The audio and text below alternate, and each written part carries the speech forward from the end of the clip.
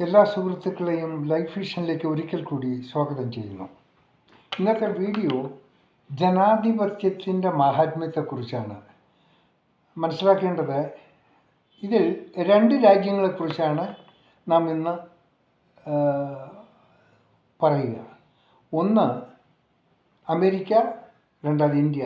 രണ്ടും ജനാധിപത്യ രാജ്യങ്ങളാണ്.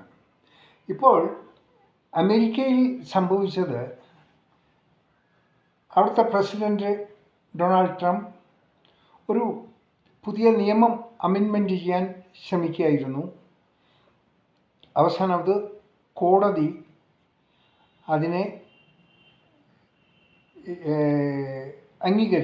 അംഗീകരിച്ചില്ല. പഴയകാലം എന്ത് നിയമമായിരുന്നോ അത് തന്നെ കണ്ടിന്യൂ ചെയ്യണം എന്ന് കോടതി വിധിച്ചിരിക്കുന്നു. അതിൽ പ്രധാനം, അമേരിക്കയിൽ താമസിക്കുന്നവർ, അവർക്കെന്തെങ്കിലും ഒരു കുഞ്ഞ് ജനിച്ചാൽ അത് ഓട്ടോമാറ്റിക്കായി ആ കുഞ്ഞിന് അമേരിക്കൻ സിറ്റിസൺഷിപ്പ് കിട്ടിയിരിക്കും. അത് അവിടുത്തെ നിയമമാണ്. പരമ്പരാഗതമായി നിലനിൽക്കുന്ന ഒരു നിയമമായിരുന്നു.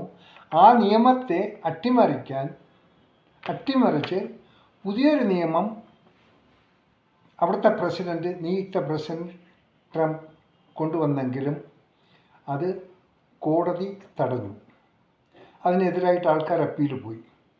അതുമല്ല, അവിടുത്തെ പ്രതിപക്ഷവും ഏതാണ്ട് അതിന് അനുകൂലമല്ലായിരുന്നു. അങ്ങനെ ആ നിയമം അസാധുവായി. അത് അമേരിക്കയിൽ. ഓരോ ഭരണാധിപന്മാരും അവർ ഭരണമേൽക്കുമ്പോൾ അവരുടേതായ ചില സംഭാവനകൾ, അവരുടേതായ ചില വീക്ഷണങ്ങൾ അവർ പ്രാബല്യത്തിൽ കൊണ്ടുവരാൻ ശ്രമിക്കും. അതിൻ്റെ വരും വരായികൾ ഇവർ ശ്രദ്ധിക്കാറില്ല. ഇതേപോലെ തന്നെയാണ് ഇന്ത്യയിലും നടക്കുന്ന ചില സംഭവങ്ങൾ. ഇവിടുത്തെ ഭരണാധിപന്മാർ എന്ത് ചെയ്യുന്നു? അവർക്ക് ഭരണം കിട്ടിയാൽ, കൂടുതൽ ഭൂരിപക്ഷമുണ്ടായാൽ എന്ത് കോപ്രായത്തരവും കാണിക്കാം, എന്തും നേടാം, എന്തും നടത്തിക്കാം എന്നുള്ള ഒരു എന്താ പറയുക, ഒരു ഹാബിറ്റ്സ് വരുത്താറുണ്ട്. അങ്ങനെ ഇന്ത്യയിലെ പല നിയമങ്ങളും, കാലാകാലങ്ങളായി നിന്നിരുന്ന പല നിയമങ്ങളെയും മാറ്റിത്തിരിക്കാനും അതിനെ മാറ്റാനും ഇവർ ശ്രമിക്കാറുണ്ട്. ആ പല നിയമങ്ങളും ഇപ്പോൾ ഭൂരിപക്ഷത്തിൻ്റെ അഭാവം മൂലം പാസ്സാക്കാൻ സാധിച്ചില്ല. എന്നാൽ ആ ഭൂരിപക്ഷം എങ്ങനെയെങ്കിലും നേടിയെടുത്ത് ഈ കാലയളവിൽ അല്ലെങ്കിൽ അടുത്ത ഭരണസമിതിയിൽ ഇന്ന് ഇന്ത്യ ഭരിക്കുന്നവർ വന്നാൽ അന്നത് പാസ്സാക്കി എടുക്കാമെന്നുള്ള നിശ്ചയദാർഢ്യത്തിലാണ് ഇന്ത്യൻ ഗവൺമെൻറ്. എന്നാൽ ഇത് ശരിയോ തെറ്റൊന്നും ഇപ്പം നമുക്ക് പറയാൻ പറ്റില്ല. ഒന്ന് മനസ്സിലാക്കാം, ഇന്ത്യയെ സംബന്ധിച്ചിടത്തോളം, സ്പെഷ്യലി നോർത്ത് ഇന്ത്യയിലാണ് ഏറ്റവും കൂടുതൽ എം പിമാരൊക്കെ ഉള്ളത്. നോർത്ത് ഇന്ത്യയിൽ മെജോറിറ്റി കൂടുതൽ കിട്ടിക്കഴിഞ്ഞാൽ അവർക്ക് ഇന്ത്യ ഭരിക്കാൻ സാധിക്കും. തീർച്ചയായിട്ടും അതാണിപ്പോൾ നടന്നു വരുന്നത്. എന്നാൽ ഇന്നിപ്പോൾ ഇന്ത്യ ഭരിക്കുന്നവർ, ഇവർക്ക് വേണ്ടത് എന്താണെന്ന് വെച്ചാൽ, കൂടുതലും വേണ്ടത് വിദ്യാഭ്യാസം ഇല്ലാത്ത ആൾക്കാരെയാണ്, ദീർഘവീക്ഷണം ഇല്ലാത്ത ആൾക്കാരെയാണ്. അവർ വിശ്വസിക്കുന്ന ഒരു മതം മാത്രമാണ് സത്യമെന്നത്. ദൈവത്തിൻ്റെ പേരും പറഞ്ഞ് പലതും പറഞ്ഞ് ആൾക്കാരെ അവരുടെ വിശ്വാസം മുതലെടുത്ത് ഭരണം നടത്താൻ ശ്രമിക്കുന്ന ഒരു സംവിധാനമാണ് ഇന്നിപ്പോൾ ഇന്ത്യയിൽ നടക്കുന്നത്. വളരെ തെറ്റാണ്. ഇപ്പോൾ സൗത്ത് ഇന്ത്യ, അത് southern part of the India, അവിടെയുള്ള ആൾക്കാർ അത്ര കണ്ട് ഫൂളാക്കാൻ പറ്റില്ല. എന്നാൽ മോദിയും അമിത്ഷായ്ക്കും ഏറ്റവും അനായാസം എന്തും ചെയ്യാൻ സാധിക്കുന്ന കുറേ നോർത്തേൺ മേഖലകളുണ്ട്. അവിടെ ഏറ്റവും ഇവർ കുത്തിവയ്ക്കുന്ന വിഷം മതമാണ്. ആ എന്ന വിഷം കുത്തിവെച്ച് അവരെ അബോധാവസ്ഥയിലാക്കി വിചാരിക്കുന്നെല്ലാം നേടിയെടുക്കാൻ അനായാസം അവർക്ക് സാധിക്കുന്നുണ്ട്. അതിന് ശ്രമിച്ചുകൊണ്ടിരിക്കുകയാണ്. എത്ര കണ്ടത് സക്സസ് ആകുമെന്ന് നമുക്ക് കാത്തിരുന്ന് കാണണം. എങ്കിൽ തന്നെയും മതത്തെയും മറ്റെന്തെങ്കിലും ഉപയോഗിച്ച് ആര് ഭരണത്തിൽ കയറിയാലും അവർക്ക് നല്ലൊരു ഭരണം കാഴ്ചവെക്കാൻ പറ്റില്ല, ഒരിക്കലും സാധിക്കില്ല. ഒന്നിനും നമുക്ക് എപ്പോഴും അറിയാം, ഏത് പ്രവൃത്തിക്കും ഏതിനും ഒരവസാനമുണ്ടാകും. ആ അവസാനം കണ്ടെത്തുന്നത് അവർ ഇന്നലെ വരെ ചെയ്ത പ്രവൃത്തിയുടെ ആ ഫലങ്ങൾ കാൽക്കുലേറ്റ് ചെയ്തായിരിക്കും അവർക്ക് അവസാനം അവരുടെ ഫലം ലഭിക്കുന്നത്. ഏത് ഭരണാധിപന്മാർ ഭരണം ഏറ്റെടുത്താലും രാജ്യത്തിൻ്റെതായ ചില സംസ്കാരമുണ്ട്. ഇന്ത്യ എന്ന് പറയുന്നത് വിഭിന്ന സംസ്കാരങ്ങളും വിഭിന്ന മതക്കാരും വിഭിന്ന ജീവിതശൈലിയോടൊക്കെ ഉള്ളവരാണ്. ഇവരെ ഏകോപിപ്പിക്കുക അത്ര എളുപ്പവുമല്ല. എന്നാൽ വടക്കേ ഇന്ത്യയെ സംബന്ധിച്ച് അവിടെ വിദ്യാഭ്യാസം കുറവാണ്, കൂടുതലും കൃഷിക്കാരാണ്, കർഷകരാണ്. അവരുടെ നിത്യവൃത്തിക്കുള്ള ഒന്ന് കിട്ടിയാൽ അവർ ഏറ്റവും സാറ്റിസ്ഫാക്ഷനാണ്. ഫ്യൂച്ചറിനെ പറ്റി അത്ര കണ്ടവർ തിങ്ക് ചെയ്യാറില്ല. അത് തിങ്ക് ചെയ്യുന്നതും സ്വന്തം കാര്യങ്ങൾ നേടിയെടുക്കാൻ ശ്രമിക്കുന്നതും അവിടുത്തെ ഭരണാധിപന്മാരാണ്. ഒരു പരിധി വരെയൊക്കെ അവർ ജയിക്കാറുണ്ട്. ഇപ്പോഴും അത് തുടരുക തന്നെ ചെയ്യുന്നു. ഇനി മോദി ഗവൺമെൻറ് വന്നതിന് ശേഷം ഇവിടെ ഒരുപാട് പല അമെൻമെൻറ്റുകളും ചെയ്തിട്ടുണ്ട്, അത് പാസ്സാക്കിയിട്ടുണ്ട്. അതിൽ എല്ലാം മോശമെന്ന് പറഞ്ഞാൽ ചില നല്ലതുകളുമുണ്ട്, എന്നാൽ എല്ലാം നല്ലതെന്ന് പറയാൻ പാടില്ല. സോ ഇവിടെയാണ് നോക്കേണ്ടത്. ഈ ജാതിക്കളിയും മതങ്ങളുടെ പേരും ദൈവങ്ങളുടെ പേരും പറഞ്ഞ് ഒന്നും തന്നെ അമേരിക്കയിൽ ചെയ്യാൻ സാധിക്കില്ല. അവർക്ക് അവരുടേതായ ഒരു സംസ്കാരം. ഇന്ത്യയിലെ സംസ്കാരം മൊത്തത്തിൽ വിഭിന്നമാണ്. ഇന്ത്യൻ സംസ്കാരം എവിടെയാണോ വീക്കർ സെക്ഷൻ ഉണ്ട്, എവിടെയാണോ വിദ്യാഭ്യാസമില്ല, അവിടേക്കായിരിക്കും പൊളിറ്റീഷ്യൻ്റെ ശ്രദ്ധ കൂടുതൽ കേന്ദ്രീകരിക്കുക. അവരേതെങ്കിലും ഇത് ആവാഹിച്ച് എന്തെങ്കിലും മതസ്ഥാപനങ്ങളുടെ പേരും പറഞ്ഞ് ആവാഹിച്ച് അവരുടെ നേതാക്കന്മാരുടെ കാര്യങ്ങൾ നേടിയെടുക്കുന്നു. അതിൻ്റെ ശരിയും തെറ്റും ആ പാവം പിടിച്ചവർ മനസ്സിലാക്കുന്നില്ല. കാരണം അവർക്ക് വിദ്യാഭ്യാസമില്ല, ദീർഘവീക്ഷണമില്ല. അങ്ങനെയുള്ളൊരു സമൂഹത്തെയാണ് അവരെപ്പോഴും ആഗ്രഹിക്കുന്നത്.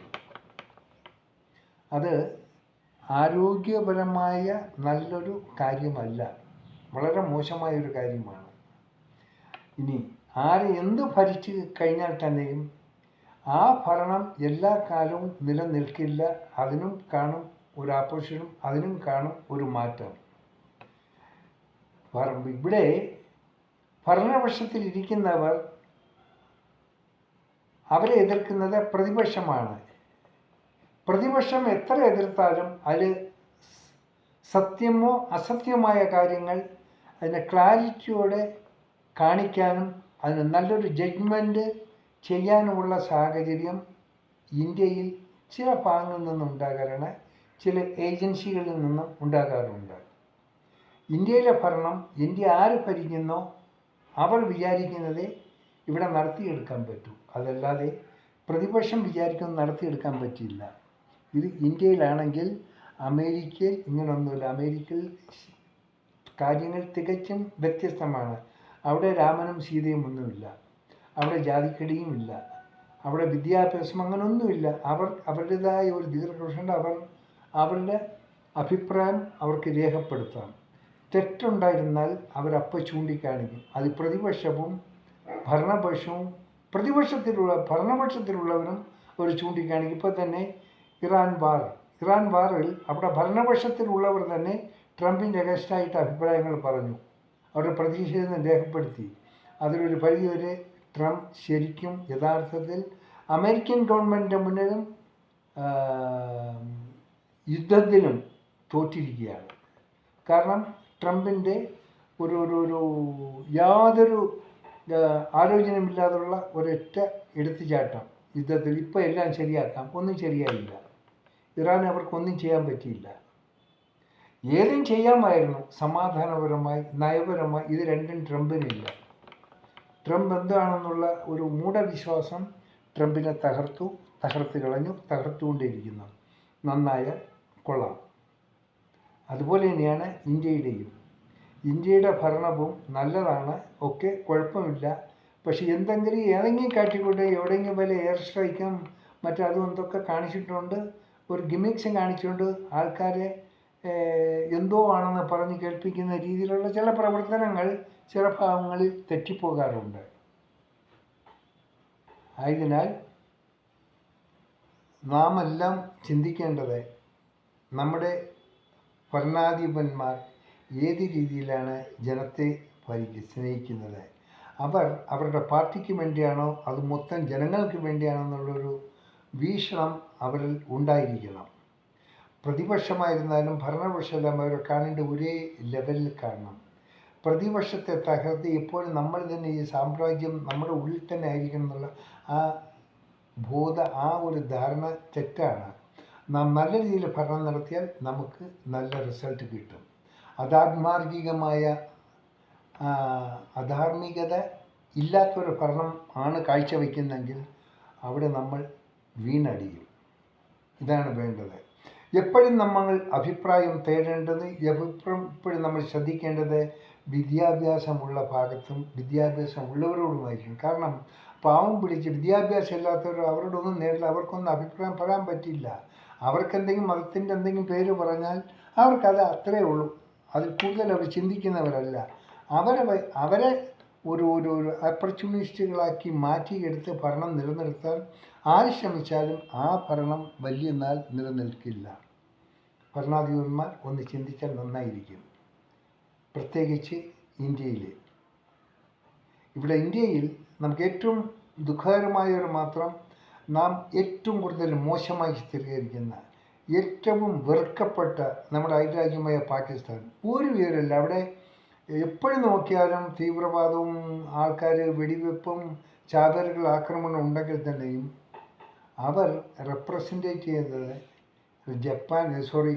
അമേരിക്കയും ഇറാനെയും ആ യുദ്ധം തീർക്കാൻ വേണ്ടി അവർ മുന്നിട്ടിറങ്ങി. എന്തിനാണ്? അത് മനസാക്ഷിയോടൊന്നും അല്ല, അതിൽ വെച്ച് എന്തെങ്കിലും ലാഭം കൊയ്യാമെന്ന് അവരാഗ്രഹിച്ച് ഇറങ്ങി മീഡിയേറ്റേഷൻ ഇറങ്ങിയത്. പക്ഷെ എല്ലാം പൊള്ളിപ്പോയി, എല്ലാം പാളിച്ച കാരണം അത് നല്ല മനസ്സോടുള്ള ഒരു മീഡിയേഷൻ അല്ല ഇവർ ചെയ്തത്. അതിൻ്റെ ഫലം കിട്ടി. ഇതെല്ലാം നമ്മൾ മനസ്സിലാക്കണം. അതുപോലെ തന്നെ നല്ലൊരു ഉദ്ദേശമല്ലായിരുന്നു ഇറാനിൽ പോയി അമേരിക്ക ബാമ്പിടുകയും അവിടെയൊക്കെ പ്രശ്നം ഉണ്ടാക്കിയത്.